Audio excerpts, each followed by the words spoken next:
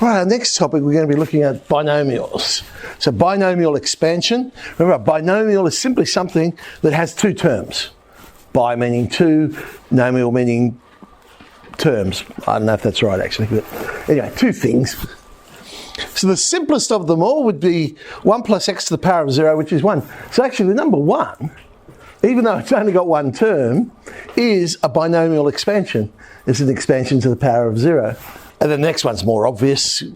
I've put the coefficients in there for a reason. And then square we know, and cube we now know. And we could keep going like this.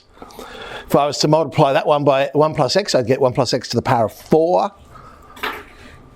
And in fact, there's a pattern with those coefficients. And there's this bloke, Blaise, what sort of a name's that?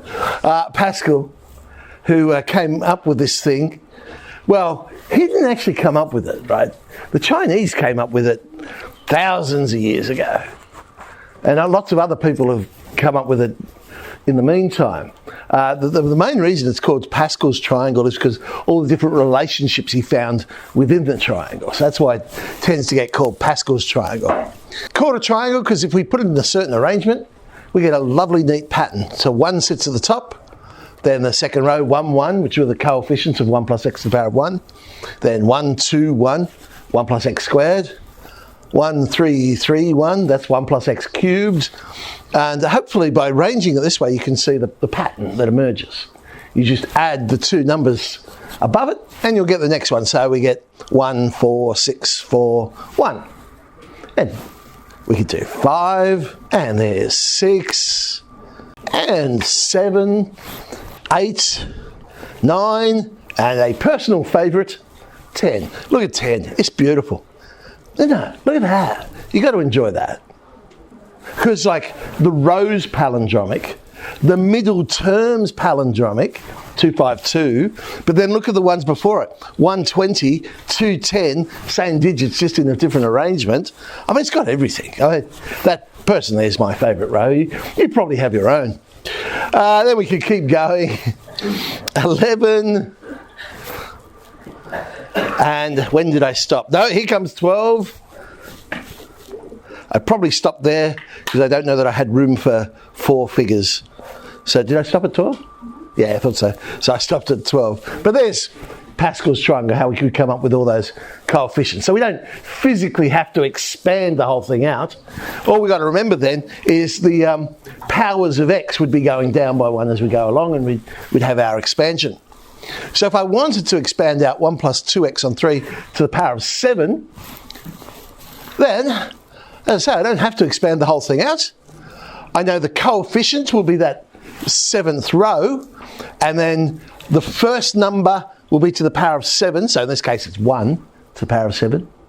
And then the powers of 1 go down by 1. But then the powers of 2x plus 3 go up by 1. So at any point, the two powers should add up, in this case, to be 7. And then we could do some expanding here, and we come up with the answer.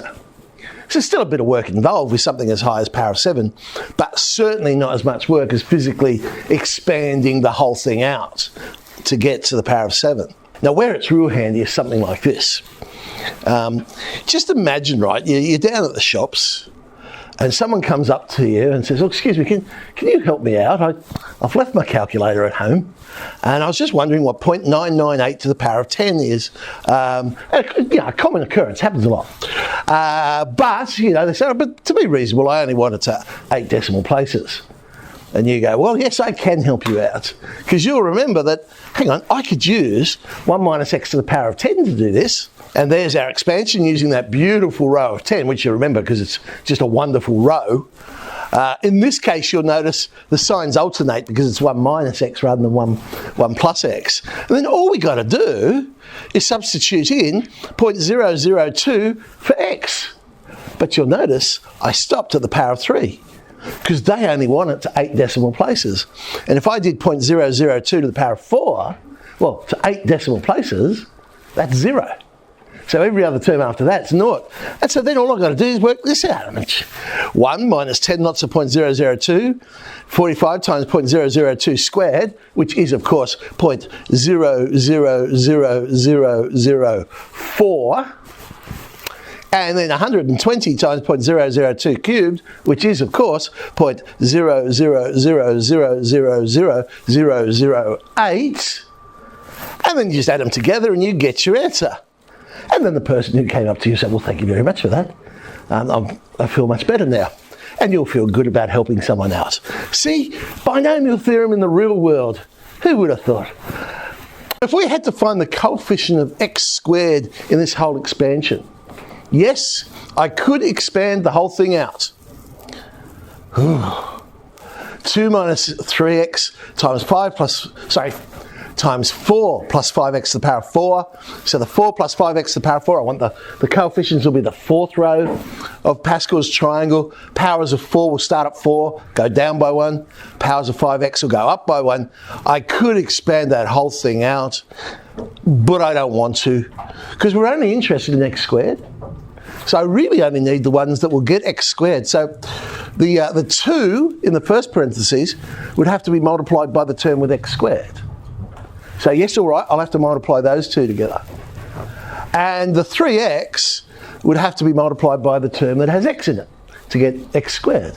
So I really only need to do 2 multiplications. So the coefficient of x squared will end up being, there we go, 960.